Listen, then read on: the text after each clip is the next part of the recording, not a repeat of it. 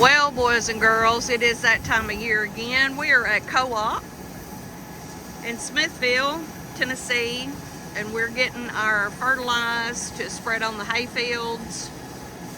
And man, oh man, has the price gone up or what, Paul?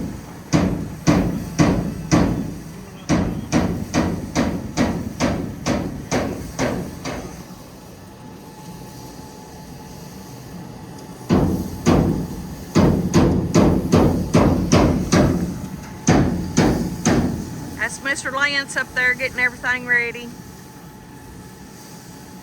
mixing everything up.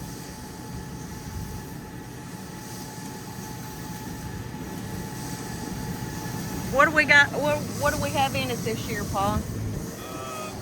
Urea, potash, and ammonium sulfate. So we've got a 60-0-60 formulation. All right.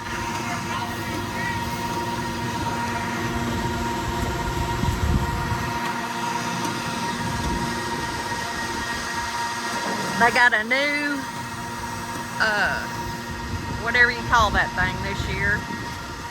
And it looks like it's going a lot faster than the one that they had last year.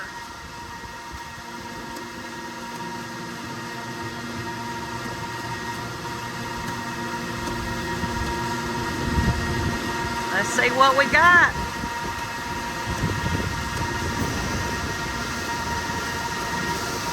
There's the tub rolling right there, mixing up, making sure we got a good mix.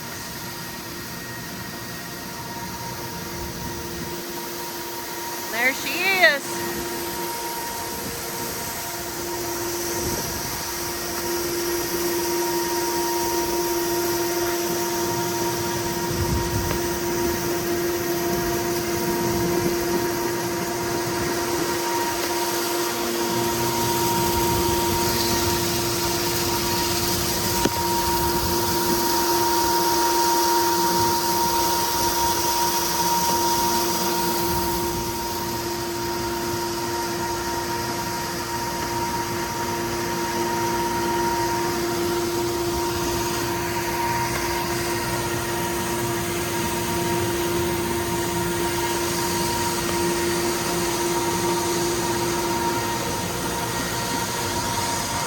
Alright, Paul, how much does your hopper hold?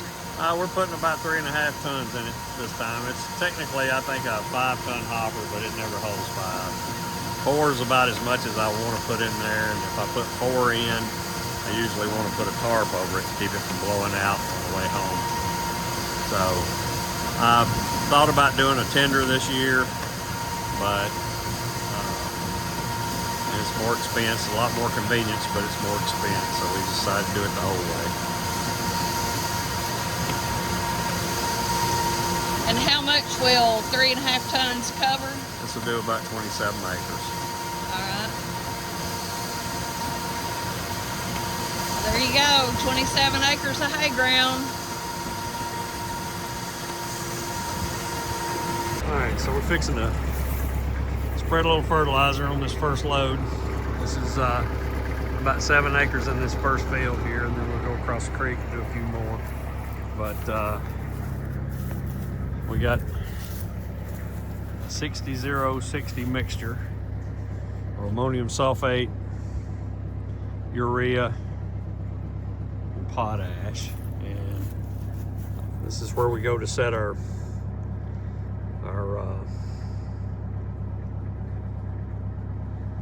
gate for the application.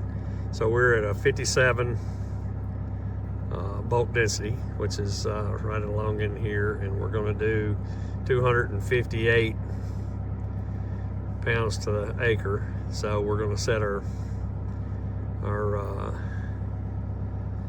gate on about 3 3/4 thereabouts. So there's the gauge to do the gate. Come up here and we'll open it up about right along in there.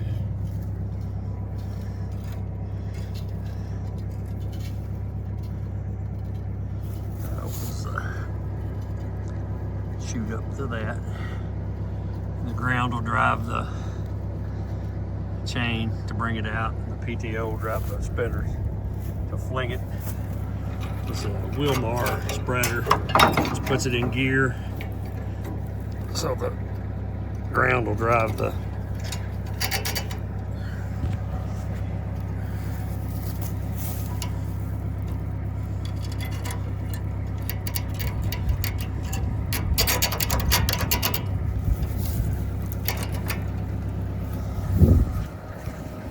ground drives the chain, like I said. So it really don't matter how fast or how slow you run, it's going to meter it out at the right amount. And then the spinners, we need to be running at PTO speed, about 2,000 RPM, to get the spinners to sling it out at a application width of about 40 feet. So got everything. Rope throws it in and out of gear, so if we were to even stop it to make a turn or something like that, we could. And then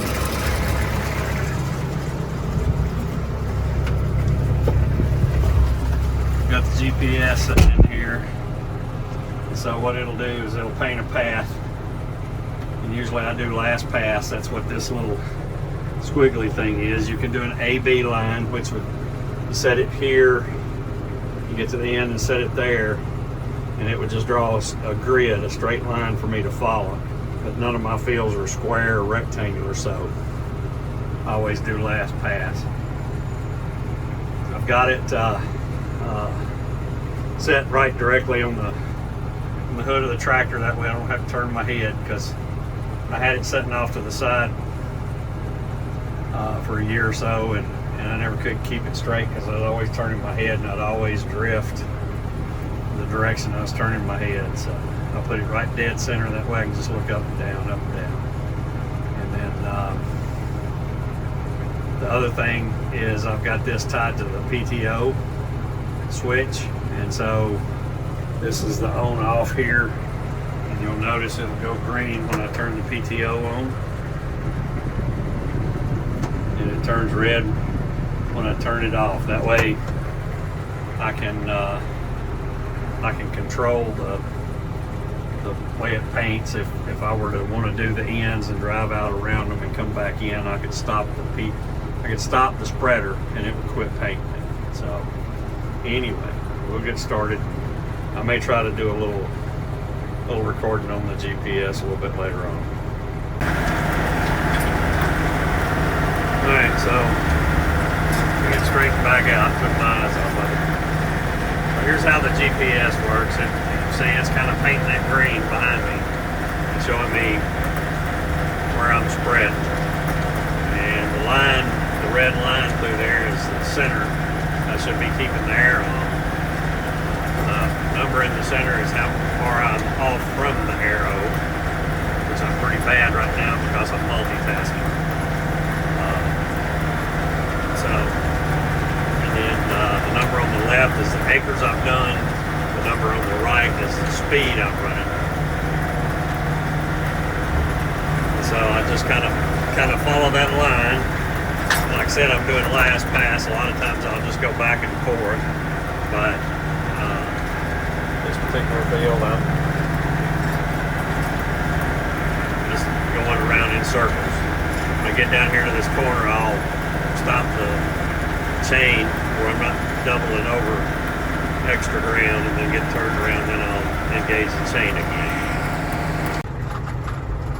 About to finish up on this year's spring fertilizer. I've done about 147 acres. Got a little dab left. You couldn't tell it if you were just looking at the fertilizer spreader. So one thing that I kind of upgraded everything with is I got a wireless remote backup camera, and this one has a solar battery on it. So see, it's magnetic base. So I set it up there where I can see off into the inside the box, and I can tell when I'm running out. And that way I don't have to get out, go look, get out, go look. So nice little feature. I can also put it on my front end loader when I've got the pallet forks on there, because you can't see the forks very good when you're up in this tractor. and so you tend to stumble a little bit. So it makes it nice to be able to put it out there on the loader. With that magnetic base, you can put it just about anywhere you want to, and it's a pretty cool little feature. Not all that expensive, about $100 on Amazon. So there you go. So of course we had a flood again night before last, and Saturday night, and it washed our temporary gap away, and it's way down the creek. Me and the kids went and found it just a minute ago. So first thing this morning, the baby cows go wandering again. Pa and Tyler's trying to put a little, sometimes a little better gap up this time.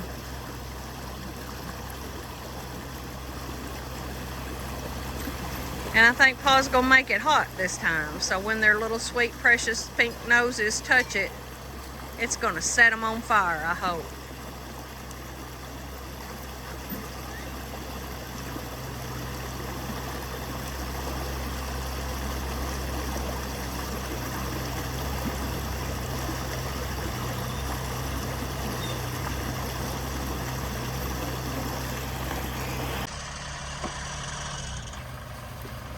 And this is where the gap ended up.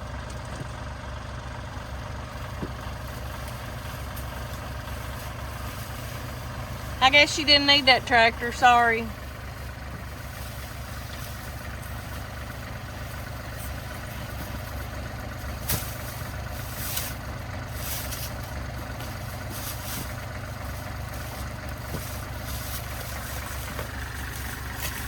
My he-man right there.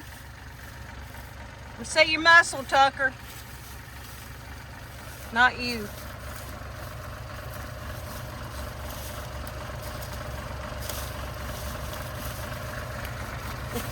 Oh, thanks,